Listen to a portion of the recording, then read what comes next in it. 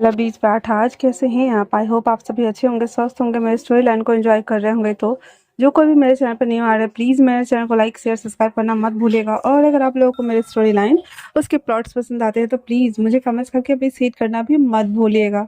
जो कोई भी मेरे चैनल पर न्यू आ रहे हैं, प्लीज़ मेरे चैनल को सब्सक्राइब कर दीजिएगा। मेरी छोटी सी प्यारी सी यूट्यूब फैमिली का हिस्सा बनना मत भूलिएगा।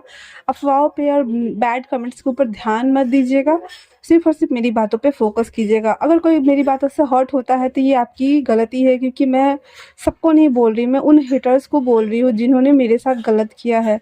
आई होप कि आप मुझे भी अंडरस्टैंड करोगे एंड देन बैड कमेंट और बैड हेटर्स को रिमूव करोगे और किसी को कोई रिप्लाई नहीं मिलेगा, ठीक है?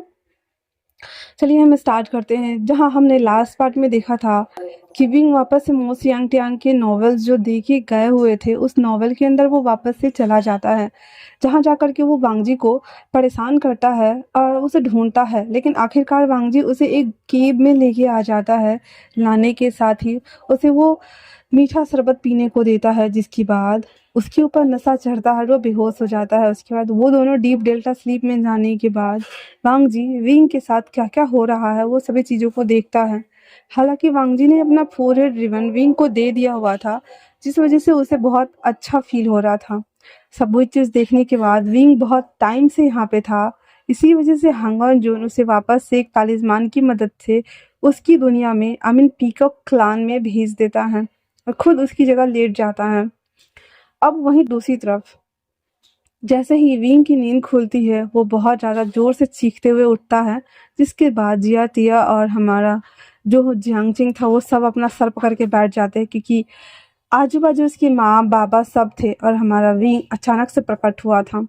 अब ऐसे देख करके उसकी माँ और बाबा कहते हैं, तुम कहाँ से आ रहे हो? हाँ, विंग कहता है, मैं वो जिया तिया हाँ हाँ, मैं बाहर घूमने गया था, तो मैं अचानक से ऊपर से नीचे गिरा, तो मैं बेड पे आके पटक आ गया, इसलिए मेरे कमर में चोट लग गई और मैं टेढ़ा टेढ़ा चल रहा हूँ। तो उसकी माँ कहती है, तुम चल नहीं रहे हो, तुम बेड पे बैठे हुए। बेचारा विंग का पोपट हो गया था, कहता है, हाँ तो मैं चल के दिखा रहा हूँ ना। उसकी माँ कहती है, अगर तुम बाज नहीं आए तो मैं अपना पीकॉक तुम्हारे ऊपर छोड़ दूंगी, फिर वो तुमसे उगलवा लेगा कि तुम कहाँ गए थे। अब विंग को पता है कि उसकी मॉम की जो पावर है वो बहुत ज़्यादा हैवी है और वो भाई झेल ही नहीं पाएगा, इसलिए मर जाएगा, क्योंकि विंग की मॉम ब्लू कलर का रेज छोड़ती थी, जिस वजह से इंसान जिंदा ही नहीं बच सकता था। इसी वजह से वो कहता, माँ आप क्यून है ना, तो अभी आप क्यून बन के आई हैं या फिर हमारी माँ बन के आई हैं? उसकी वाहियात सवाल सुनकर तो सबको अपना सर पीटने का मन कर रहा था, ये क्या बात हुई। तो फिर वो कहती है, मैं तुम्हारी माँ बन के आई हूँ मेरे बच्चे, तो तुम मुझे बताओगे कि तुम कहाँ गए थे? हाँ जरा मैं भी तो जानूँ। विंग कहता वो तो मैं बस टहलने चला गया था, बड़ी अच्छी जगह थी, बड़ी बड़ी सुंदर वादियाँ थी। तभी उसकी मॉम की निगाहें उसके फर में जाती है, जहाँ पे उसने हांगन जुन का आई मीन वांगजी वाला फोरहेड रिबन लेके आ गया हुआ था। उसकी मॉम फटाक से उस रिबन को ले लेती है और कहती है, फोनिक्स क्लान? तो तुम फोनिक्स क्लान गए थे?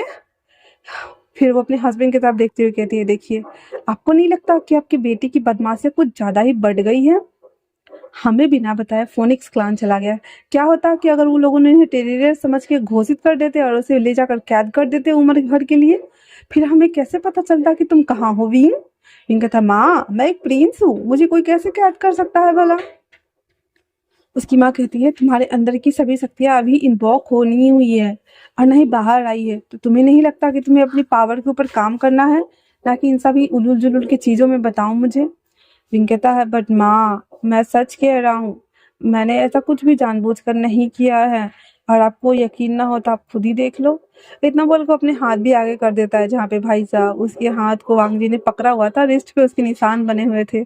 उसकी माँ की आंखें बड़ी, उसके पिताजी की आंखें बड़ी, जियांग चेंग की आंखें बड़ी, जिया तिया के तो मुंह पे हाँ ऐसे था। और सब कहते हैं, ये क्या है?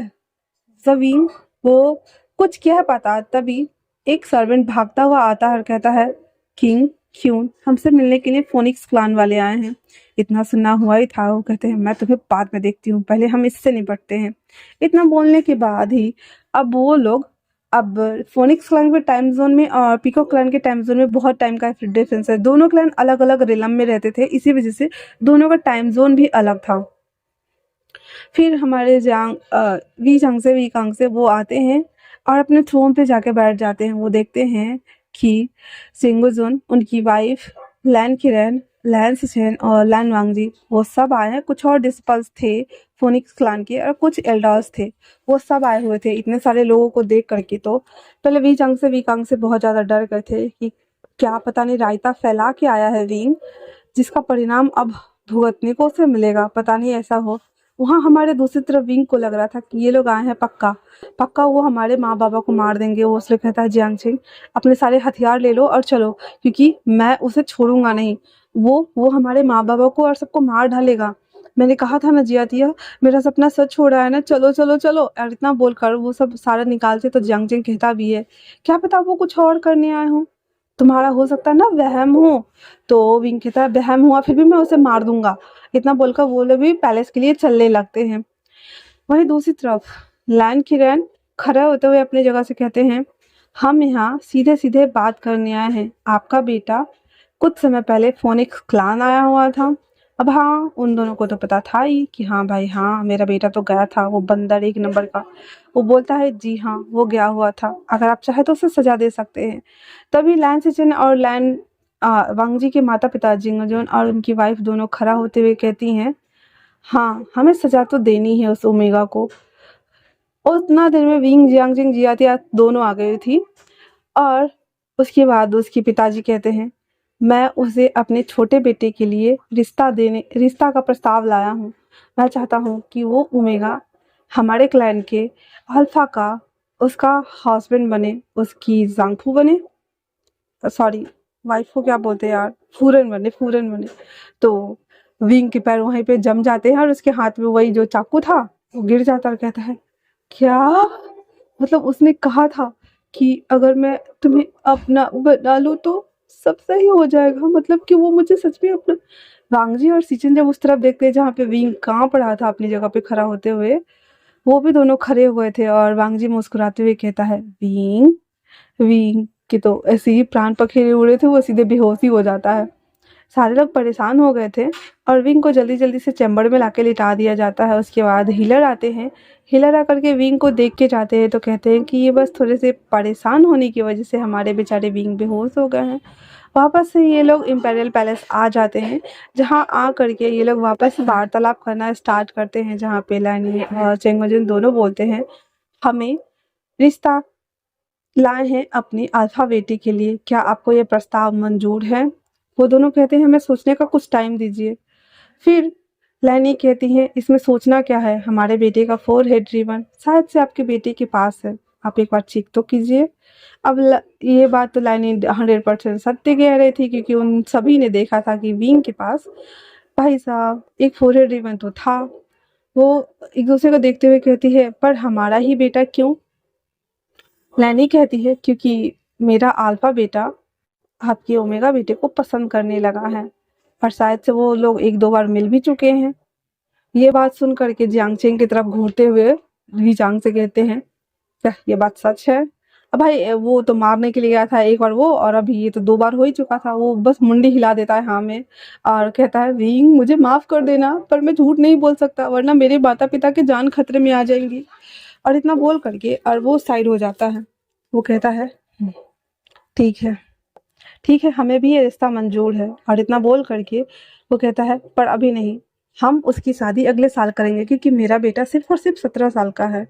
तो उसकी माँ कहती है तो हम अभी उन दोनों को इंगेज कर देते हैं, जब वो 18 साल का हो जाएगा तब हम उनकी शादी करा देंगे, क्योंकि मुझे पता है आपका बेटा अगर मेरे बेटे के साथ रहेगा तो वो पूरी तरीके से सुरक्षित रहेगा और मेरा बेटा उसका ख्याल भी रखेगा, है ना। फिर वो अपने डिस्पल्स को बोलता है जो बहुत सारा चीज़ लेके आए हुए थे, वो सभी एक एक करके उनके सामने में लाके रख देते हैं। इतना सारा जेवर और चीज़ें अजीब अजीब रत्न वगैरह देख करके वी कांग से भी आश्चर्यचकित थे, क्योंकि 7 स्वर्गों में मिलने वाला रत्न, मणि, मुकुट, बहुत सारा चीज़ ऐसा अद्भुत अद्भुत था जो कि देखने योग्य था। वो सभी देते हुए कहते हैं ये हमारा छोटा सा तोहफा है, इसे ग्रहण कीजिए। उसके बाद वो अपनी जगह पे बैठते हुए कहती हैं और हाँ आज ही हम इन दोनों को इंगेज करना चाहते हैं। इतना बोलने के साथ वो बैठ जाती हैं। वांगजी को बहुत अच्छा लग रहा था तो लैन सिचन धीरे से कहते हैं तो तुम बहुत ज़्यादा खुश हो। मैं सोचता हूँ कि मैं भी खुश हो जाऊँ क्योंकि मुझे ये ओमेगा बड़ा क्यूट लग रहा है। उसकी माँ ये सुन लेती है तो कहती है क्यों ना लगले हाथ तुम्हें शादी करा दो। वो तो फिर लैंसेचन कहता है बट ये पीकॉक क्लैन से नहीं है। उसकी माँ सीधे खड़ी होती हुई कहती है और एक बात, मुझे ये ओमेगा भी अपने बड़े बेटे के लिए पसंद आया, तो क्या आप इनका रिश्ता कर सकते हैं। एक भाई साहब ये सुनना हुआ था कि जियांग यू सामने आते हुए कहती है महारानी देखिए मैं मेरा खुद का एक लोटस क्लान था, आप जानती होंगी ना, पर वो डिस्ट्रॉय हो चुका है। ये मेरी दोस्त है इसलिए मैं यहाँ रहती हूँ। तो अभी ना हमारे पास धन है ना सत्ता है जो हम आपको कुछ दे सकते हैं। लैनी आगे आते हुए जियांग यू के हाथों को अपने हाथ में लेते हुए कहती है मैं भी दोस्त होने के नाते तुमसे कह रही हूँ बहन, मुझे तुम्हारा बेटा अपने बेटे के लिए चाहिए। मैं उन दोनों के शादी एक साथ ही करना चाहती हूँ। क्या तुम नहीं चाहती कि तुम्हारा बेटा किसी अच्छे घर में और अच्छे क्लान में जाए। हाँ, जियांग यू उसकी तरफ देख रही थी तो वे चांग से अपना सर ऐसे कर देती हैं और कहती हाँ ठीक है सब ऐसे करके। उसके बाद वो लोग कहते ठीक है। अब जियांग छिंग को ले जाती है यानली उसे रेडी करने के लिए और जिया तिया आती है और बेहोश बिंग को रेडी करना शुरू करती है।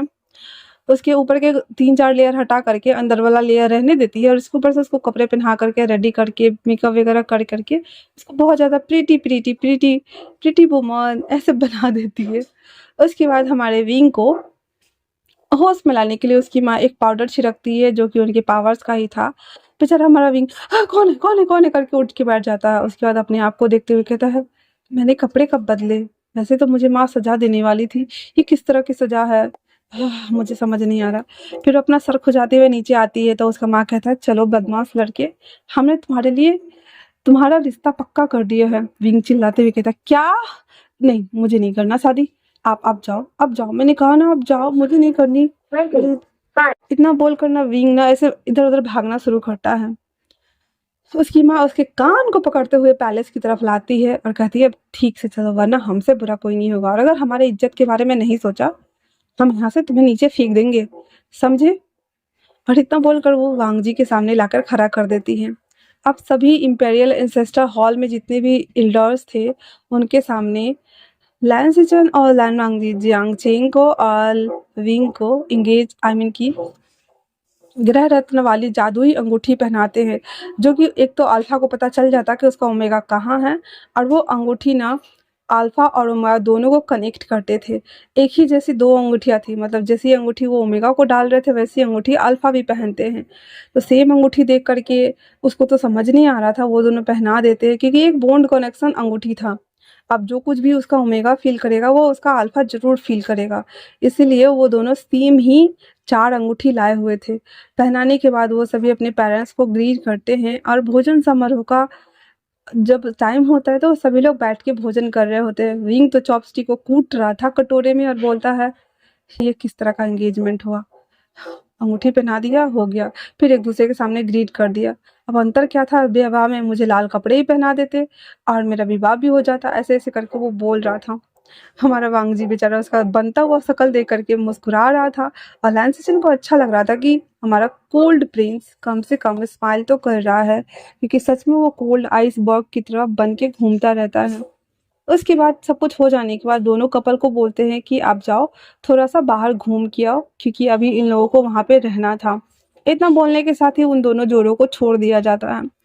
विंग तो हमारा आगे आगे चल रहा था और जिया तिया उनको कह रही थी कम से कम आप अपने अल्फा के साथ तो चलिए, पर नहीं। कुछ दूर जाने के बाद वांग जी लिटरली इरिटेट हो रहा था, इसलिए वो जिया तिया को कहता है तुम जाओ मैं इसे देखता हूँ। विंग कहता जिया तिया कहाँ जा रही हो, तुम्हें जाने की जरूरत नहीं है, अगर कोई जाएंगे तो ये जाएंगे, आप हमारे अल्फा हो ही नहीं सकते। एक तो कल रात को पता नहीं कौन सा मीठा शरबत हमें पिलाया और पता नहीं क्या किया, उसके बाद हम अपने कक्ष में आ गए, आने के साथ ही आज आध हम के हैं और हमसे रिश्ता भी कर लिया, मैं आपको अपना अल्फा नहीं मानता। इतना बोलकर वो चमक के जाने को होता है। वांग जी विंग को लेकर के और एक पैलेस के अंदर चला जाता है जहाँ बहुत अंधेरा था। विंग तो उस रूम को ही देख के डर गया था और वो वांग जी के सीने से छुप गया था। वांग जी कहता है क्या डर लग रहा है। विंग कहता है आ भूत भूत अंधेरे कमरे में भूत, मुझे बाहर जानी है। वांग जी कहता है कोई बात नहीं, लेकिन वो कमरा एक तिलस्मी कमरा था और जैसे एक कदम बढ़ाता है अचानक से उस कमरे में पूरे लाइट जल जाती है। वो एक ब्लूएस्ट लाइट देखता है जो कि हर तरफ फैली हुई थी। विंग कहता है ये तो माँ की पावर्स है। पता नहीं क्या है यहाँ पे, हमें नहीं आना, चलिए चलिए यहाँ से। इतना बोलकर वो वांग जी को खींच के ले आता है। पता नहीं वांग जी को कुछ तो एहसास हो रहा था। वो उस पूरे कमरे को एक बार फिर से देखता है और विंग को लेकर निकल जाता है। आकर के और वो दोनों चल रहे होते हैं तो वांग जी कहता है, विंग। विंग कहता है, क्या मैं तुम्हें पसंद नहीं हूँ? मतलब क्या मैं तुम्हें इस तरह से अच्छा नहीं दिखता हूँ, या फिर मेरे नाक या कान टेढ़े हैं? बताओ मुझे। विंग तो मुंह बनाते हुए कहता है, सब कुछ टेढ़ा है। वांग जी उसकी तरफ मुड़ता है, एकदम आईब्रो चढ़ाते हुए कहता है, विंग कहता है, हाँ, वो क्या है ना, मैंने सपने में देखा था ना कि आप मेरे पूरे फैमिली को मार डाले, तो मुझे बस आपसे डर लगता है। अगर आप यहाँ पे मेरे माँ और पापा को मारने आए हैं तो प्लीज आप चले जाइए। इतना बोलकर विंग ने नीचे बैठ जाता है और उसका पैर पकड़ के कहता है, हम आपके हाथ सामने हाथ जोड़ते हैं, हम भीख मांगते हैं, हमारे माँ बाबा को बख्श दीजिए, बख्श दीजिए, बख्श दीजिए। वांग जी को बड़ा अजीब लग रहा था। वो विंग को कहता, विंग विंग उठो उठो उठो, पहले उठे, हाँ उठो। तभी एक हंसने की वॉइस आती है जो कि बहुत ही ज्यादा मिस्टीरियस और अजीब थी, जो कि ओनली फॉर वांग जी सुनता है और कहता, कौन है? विंग कहता, कोई नहीं है मेरे अलावा, मैं हूँ। और इतना बोलना हुआ था, वांगजी उठाता और कहता है, तुमने वो आवाज सुनी, वो हंसने की आवाज? विंग कहता है, आपके कान ना सच में खराब हो गए हैं। सामने मैं खड़ा हूँ और आपको हंसने की आवाज सुनाई दे रही है। यहाँ पक्का कोई भूत है, चलिए। और इतना बोलकर वो बैक कॉरिडोर के आता है जहाँ रास्ता खत्म हो गया था। विंग कहता है, "हाँ, रास्ता भी खत्म हो गया, चलिए।" वांगजी कहता है, तो क्या हुआ, रास्ता खत्म हुआ पर अभी मैं तो हूँ ना। इतना बोलकर उस कॉरिडोर में ले जाता है और विंग को दीवार से चिपकाते हुए कहता है, उसके चिन को ऊपर उठाते हुए कहता है, मेरी आंखों में देखो विंग। विंग कहता है, नहीं, मैं नहीं देख रहा आपको। वांग जी कहता है, विंग। विंग कहता है, नहीं। फिर वांग जी कहता है, अच्छा ठीक है बाबा, मत देखो, ये तो बताओ कि क्या मैं तुम्हें सुंदर नहीं दिखता, या फिर मेरे पे चाम नहीं है, या फिर मेरे पे कोई लड़कियां नहीं मरती? हाँ भाई, उसने तो देखा था डाइटी वाले क्लास में कितनी सारी लड़कियां तो ओनली फॉर वांग जी की ही बातें कर रहे थे। रे बेचारा कर रहा होता है और कुछ भी नहीं। तो आज के लिए इतना ही। कैसा लगा आप लोगों को ये पार्ट मुझे ज़रूर बताइएगा। तब तक के लिए थैंक्स फॉर वॉचिंग।